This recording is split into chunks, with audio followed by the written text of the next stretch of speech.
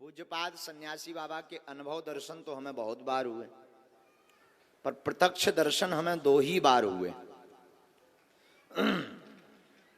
2011 में, 2017 में, 2 सन है। 2011 का रहस्य तो उतना बड़ा नहीं है। 2017 में हमें धाम पर यज्ञ करनी थी, 18 पुराण। उस वक्त समुदाय भी उतना ज्यादा नहीं आता था, भक्तों का बहुत कम समुदाय, यही कोई 500-1000 भक्त आते थे, आसपास के गांव के लोग अर्जी पेशी करने। यज्ञ करने के लिए हमारे पास व्यवस्था नहीं थी। और मंगल शनिवार 1000-2000 कभी 5000 इतने भक्त आ जाते थे लगभग। हम बड़े परेशान रहे। दक्षिणा ना मांगने की हमारी आदत थी कि हम किसी से सहयोग नहीं मांगते, आज भी हमारी आदत है। कहते तो नहीं है, हनुमान जी कोई दे जाए तो ठीक है, भगवान का प्रसाद समझ करके आश्रम की व्यवस्था में लगा देते हैं। आयोजन बड़ा था, लगभग उस समय में 2017 में 25-26 लाख का खर्च था, क्योंकि उसमें 40 ब्राह्मण आने थे, बनारस से यज्ञाचार आने थे, भंडारा होना था। गांव के लोगों ने पुराण आदि ले लिए, यज्ञ शुरू हो गई जैसे तैसे करके, उठापटक करके। बिल्कुल सत्य चर्चा बता रहे हैं। पुराण शुरू भय होना तो बीच में ही गांव की और आसपास के भक्तों की मीटिंग बैठी कि हर वर्ष यज्ञ में बूंदी का प्रसाद लगता है, इस वर्ष पूरी सब्जी का भंडारा होगा। तो हमने जो एटीएम ऊपर फंसाओ तो वो बूंदी को फंसाओ दो। जो अर्जी लगाई थी कि बूंदी का प्रसाद लग जाएगा, निपट जाएगा, अब पूरी सब्जी में खर्च सीधा डबल हो जाता है।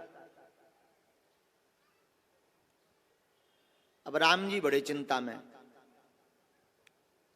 यज्ञ के 8 दिन निकल गए, 9 दिन की यज्ञ थी।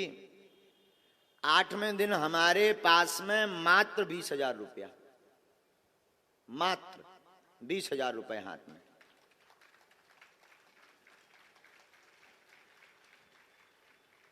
ब्राह्मणों की दक्षिणा ही हमें 4 लाख के लगभग देनी थी और भंडारे का सामान मंगवाना था।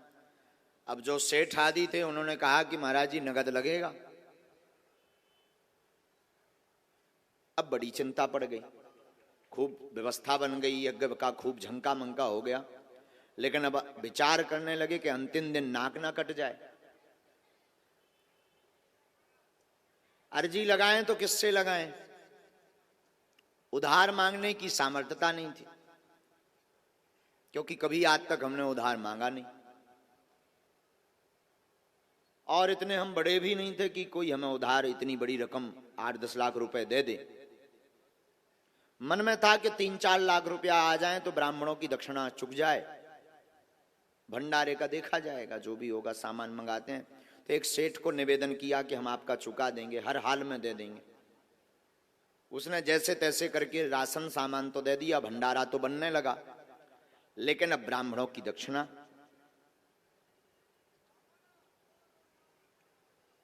पूरा दिन चिंता में हमारा बीता। शाम हुई, यहां पर खेत में वहां कोने में रामलीला लगी थी, चित्रकूट की रामलीला थी। 18 पुराण सामने, जहां पर जिगजैग बन रहा है वहां 18 पुराण बैठे थे। और जहां पर यज्ञशाला बनी बड़ी वाली, छोटी छोटी वेदियां बनी 251, यहां पर राम कथा का मंच लगा था। हम राम कथा कर रहे थे स्वयं। गांव का खूब सहयोग मिला, जन जन की जितनी सामर्थ्यता थी गांव वालों ने सहयोग किया। बड़ा आयोजन, हमारे गांव के सब समाज के लोग, अहिरवार समाज के लोग से लेकर के हमारे भाई भैया आ रहे हैं, आदिवासी जी आ रहे हैं, सब जनन ने अटूट मेहनत की दिन ना रात। बड़ी उन्हें प्रसन्नता रहती थी, मन भी बड़ा अच्छा लगता था उन सबका, हमारा भी मन बड़ा गदगद था। लेकिन अब ये आप बीती बताएं किसको? बड़े बड़े जो लोग थे तो वो तो नाम के रहते हैं, मांग ले अगर उधारी, सोने मोह मंगोरा सो फुला के भग जाने। तो मन में था कि अब करें तो करें क्या। पूरा शाम कल दक्षिणा देनी है, 20,000 रुपया हाथ में है, दक्षिणा 4 लाख देनी है, और दूसरे दिन सुबह ब्राह्मणों को जाना है, और दक्षिणा नहीं देंगे नाक कटेगी, थू थू होगी, ब्राह्मण गाली देकर जाएंगे। अब रोने के अलावा हमें कुछ नहीं आवे। विचित्र बात यह कि पर्चा और पेन कागज उठाएं सो अर्जी ना लगे।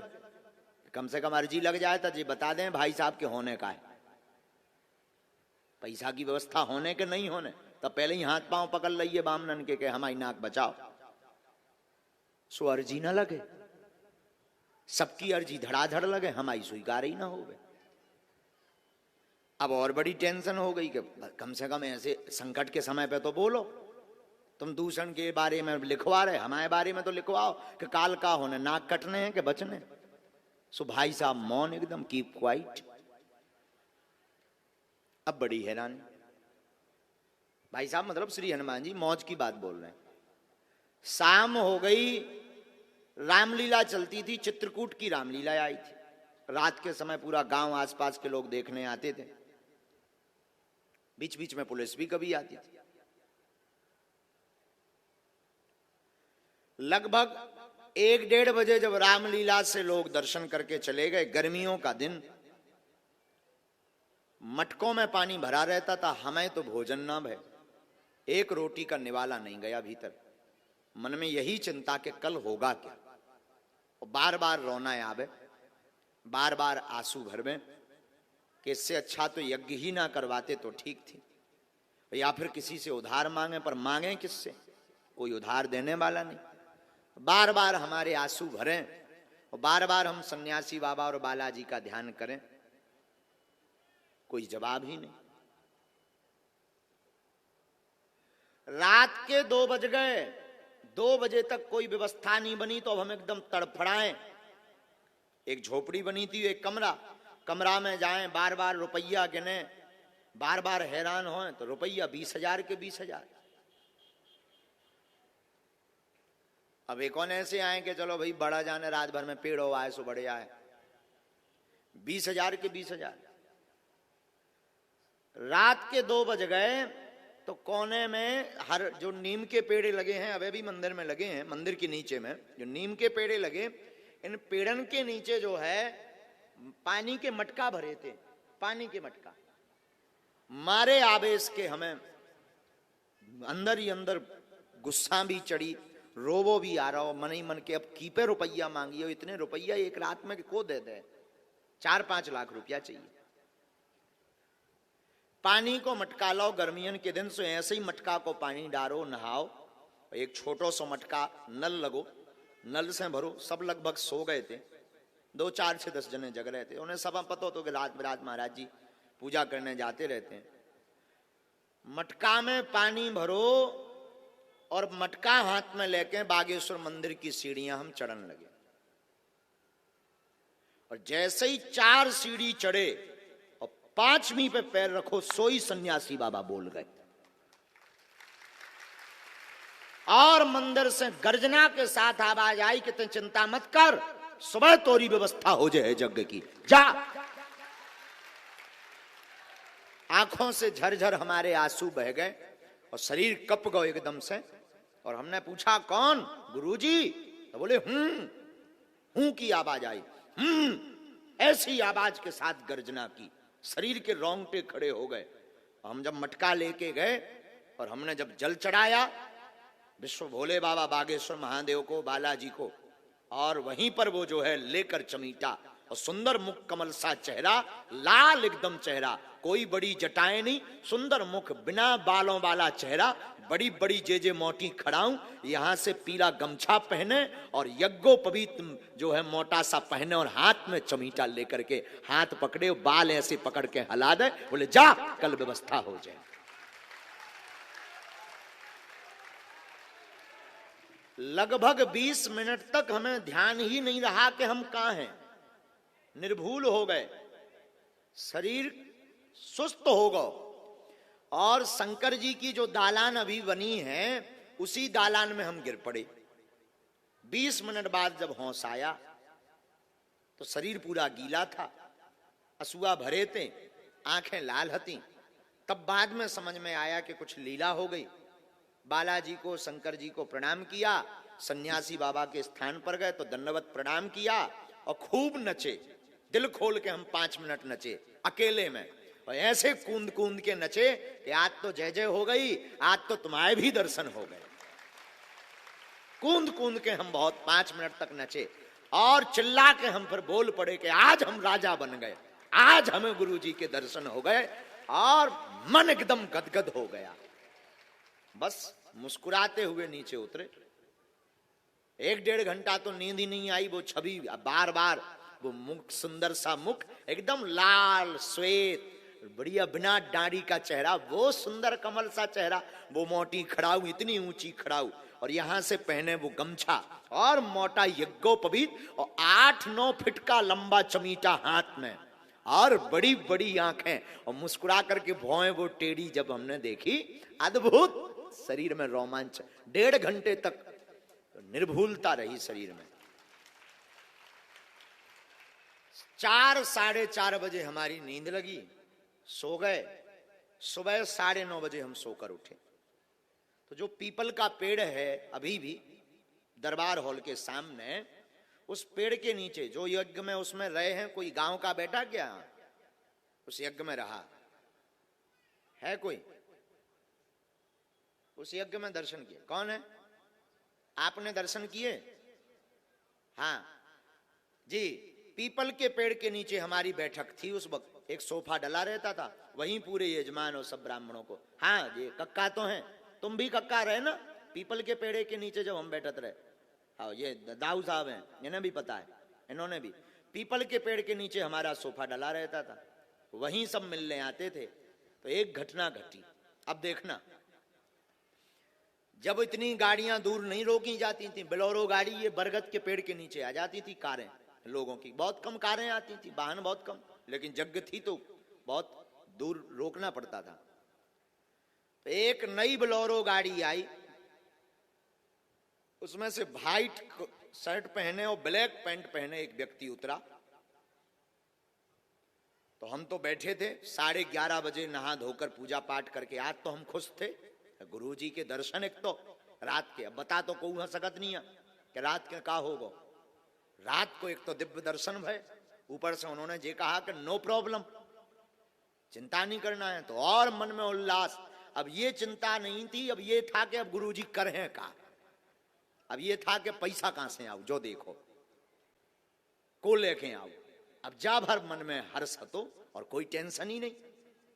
तो 11:30 बजे हम आके पीपल के पेड़ के नीचे बैठे। गांव के सब लोग आए, ये गांव के, आ जाओ अंदर, आ जाओ, आ जाओ, आ जाओ। ये देखो ये कक्का, हम आपको मतलब ऐसी कोई बात नहीं, यथार्थ बात से आपको अवगत करा रहे हैं। हाँ, ये हमारे गांव के ही हैं।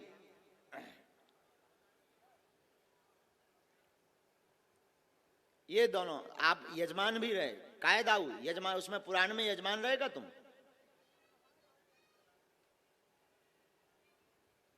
आ जाने, आ जाने। ये उसमें आप भी आ जाओ कक्का, आ जाओ कक्का। पूरे गांव के लोग जो है यजमान बने थे। 18 पुराण बैठे थे, 18 पुराण। आपको पुराण हतो कहूं मैं? 18 पुराण में हतो नहीं, एक तुमाओ भी पुराण हतो, हमें ध्यान है। जय हो। पहली वाली यज्ञ में 18 पुराण में हाँ रहे। और आपकी समाज को भी, एक आदिवासी समाज को एक पुराण हतो, 18 पुराण, 2-3 हते। ओ बैठो। पीपल के पेड़ के नीचे पहली बार वे टेंट लगे थे, हल्के हल्के, उतई से पूरी मड़ियां बनी थी। तो हम पीपल के पेड़ के नीचे बैठे, एक बोलेरो गाड़ी आई, उसमें एक व्हाइट शर्ट और ब्लैक पैंट पहने एक सज्जन उतरे। तो 400-500 लोग ऐसे ही सामने बैठे थे। हम सोफा, एक छोटा सा टेंट का सोफा था, उस पर हमारी आसन लगी थी, हम आके बैठ गए। नहा धोकर सबको हमने प्रणाम किया। और एक नेपाली बाबा हते, नेपाली बाबा, एक महात्मा जी, नेपाल वाले महात्मा जी, बड़ी जटा वाले, ऊपर ऊपर डेरा जमाए थे, धूना जमाए थे, हैं? ध्यान है ना? एक नेपाली बाबा जो है, जो धूना जमाए थे, उन महात्मा जी को हमने प्रणाम किया। तो 400-500 लोग ऐसे ही बैठे थे, सबसे हम मिल रहे थे, सब अपनी अपनी बात बता रहे थे। वो जो सज्जन व्हाइट शर्ट और ब्लैक पैंट पहने आए थे, एकदम अच्छे कपड़े, बहुत सुंदर से कपड़े, वो आके बैठ गए। हमने पूछा कि बताओ भाई कहां से आए हैं? तो उन्होंने बताया कि हम झांसी से आए हैं। हमने कहा वाह। उन्होंने हमें बताया कि हम जो है झांसी से आए हैं और झांसी से आकर के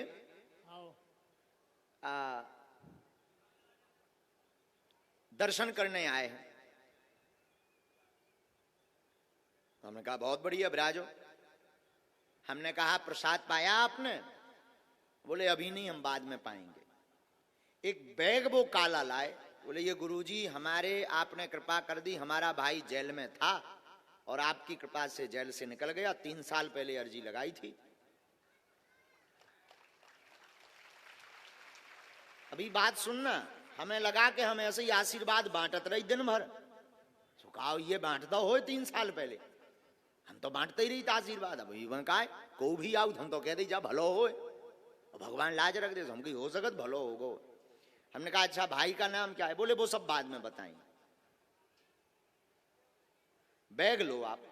हमने कहा क्या है? बोले यज्ञ के लिए कुछ सहयोग है। हमने कहा कार्यालय एक तिवारी जी हते, बिजावर वाले, विजय तिवारी जी, बे हते खातेदार।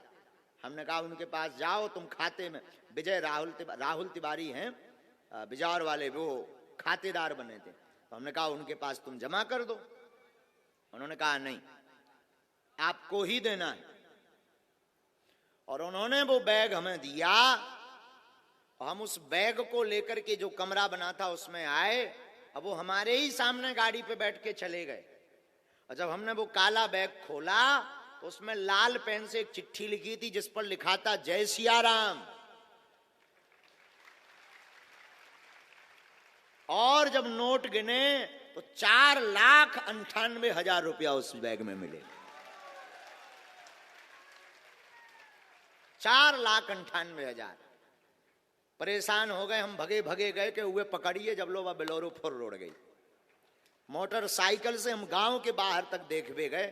फिर अब कनेक्शन तो जुड़े ही थे सन्यासी बाबा, तो फिर भीतर से गुरुजी बोले हैरान ना हो, तुम आओ काम होगा। साक्षात श्री हनुमान जी महाराज को यज्ञ की व्यवस्था के लिए नाटक करना पड़ा और एक व्यक्ति बनकर के आना पड़ा और रुपया लाना पड़ा। ये सत्य घटना बागेश्वर धाम की। मतलब हनुमान जी सामने हैं, हम उनके सामने ये आपको घटना बता रहे हैं। आज तक हमने ये चर्चा नहीं बताई है, किसी को नहीं बताई है, लेकिन प्रत्यक्ष ये घटना गांव वाले लोगों भर को हमने ये कथा बताई थी, बाकी किसी को ये जीवनी हमने नहीं बताई। हम आज माइक से कह रहे हैं कि कलयुग में आज भी साक्षात हनुमान जी है। आज भी हमने प्रत्यक्ष अनुभव किया। वो दिन है कि आज का दिन है। उस दिन के बाद कभी हमने पीछे मुड़ के नहीं देखा, ना ये देखा कि खर्च कहां से आएगा, रुपया कहां से आएगा, ये यज्ञ कैसे होगी। इसके बाद में बुंदेलखंड का महाकुंभ हुआ, इसमें 6 करोड़ खर्च हुए, पर 1 रुपया की अपेक्षा नहीं रखी और हनुमान जी ने व्यवस्था की।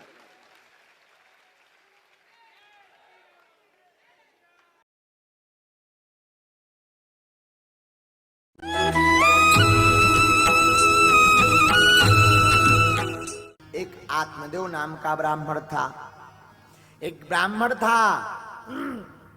देवता थे जिनका नाम